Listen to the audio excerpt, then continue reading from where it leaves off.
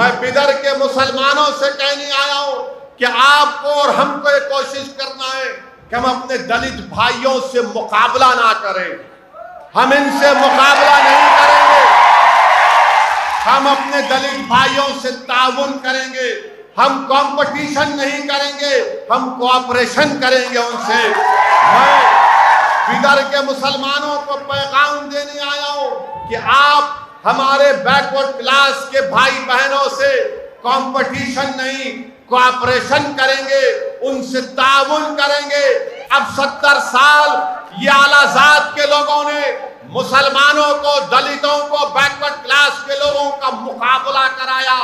لایا.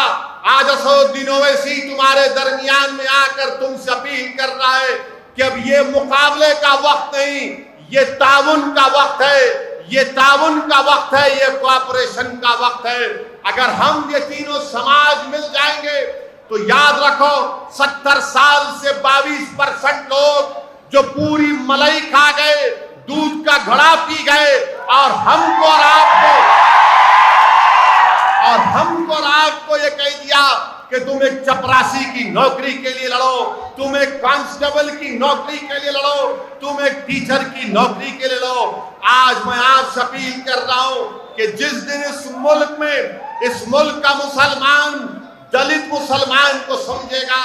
اس ملک کا مسلمان دلت سماج کی تکلیف کو سمجھے گا, اس ملک کا مسلمان جب ہمارے بیک ورڈ کلاس کے بھائی اور بہنوں کی تکلیف کو سمجھے گا, جب بدر کا مسلمان اپنی اولاد کو, اس کی تکلیف کو, اس کے مستقبل کو, جس کے بارے میں فکر مند رہتا ہے, میں آپ سے اپیل کر رہا ہوں کہ ویسے ہی تکلیف آپ کو اپنے دلت بھائیوں کے بچوں کے تعلق سے سوچنا پڑے گا, ہمارے بیک ورڈ کلاس کے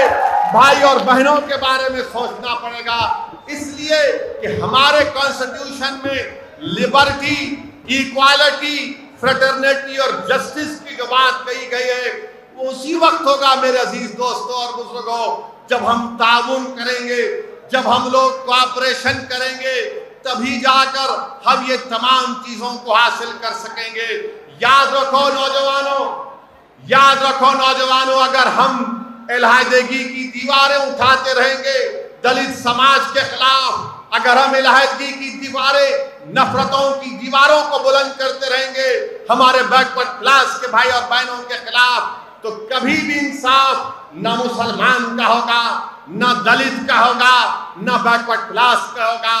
آج حالات اور وقت کا تقاضا یہ ہے کہ تینوں سماج کو مل کر بابا صاحب امبیڈکر کا جو خواب ہے کہ تم کو لبرٹی, ایکوالٹی, فریٹرنیٹی اور جسٹس کو حاصل کرنا ہے.